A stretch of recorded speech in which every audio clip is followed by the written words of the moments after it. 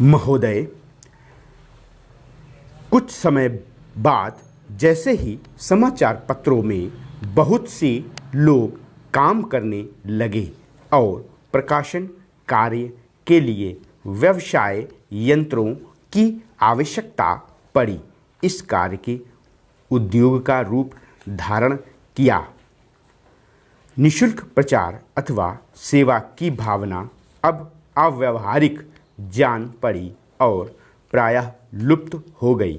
समाचार पत्र उद्योग का यह विकास संभवतः स्वाभाविक है और आधुनिक विचारधारा के अनुरूप है। फिर भी यद्यपि पत्रों का प्रकाशन एक उद्योग के रूप में होता है, समाचार पत्र स्वउद्देश्य राष्ट्र सेवा की भावना तथा नैतिक दायित्व से एकदम मुंह नहीं मोड़ सकते। यह भी स्वीकार करना होगा कि इस उद्योग की यथोचित उन्नति के लिए यह आवश्यक है कि दूसरे उद्योगों की भांति यह भी उन सभी साधनों से संपन्न हो जो अन्य उद्योगों ने या तो प्राप्त कर लिए हैं या वे उनकी प्राप्ति के लिए प्रयत्नशील हैं। इसलिए यह सभी के हित में है कि समाचार पत्र उद्योग उन्नत हो और इसका आधार अधिक से अधिक ठोस हो। इधर कुछ वर्षों से हमारे देश के समाचार पत्रों में जागृति की लहर आई है।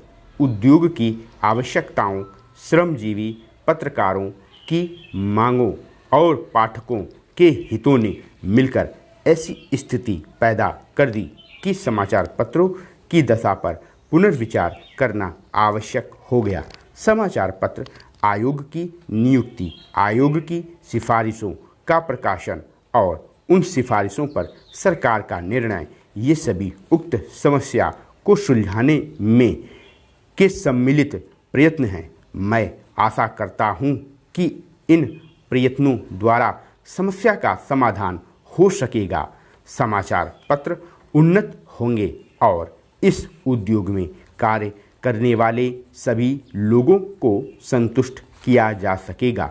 मैं जानता हूँ कि यह सब कहना सरल दिखाई देता है, किंतु व्यवहार में लाना बहुत कठिन होता है। परंतु मुझे सुशिक्षित श्रोताओं से यह कहने की आवश्यकता नहीं कि मानवीय गतिविधि के सभी क्षेत्रों में, चाहे वह राजनीति, उद्योग अथवा प्रशासन का क्षेत्र हो, विभिन्न हितों और विचारों में सहयोग की भावना से राष्ट्र तथा समाज के हितों को सामने रखकर सामंजस्य स्थापित करने का प्रयास आवश्यक है।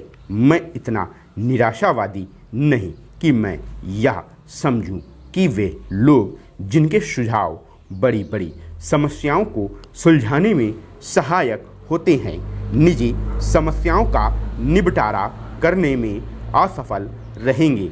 हाल में भारतीय संसद ने इस संबंध में जो अधिनियम पास किए हैं, उनका उद्देश्य समाचार पत्रों की समस्याओं को सुलझाना है।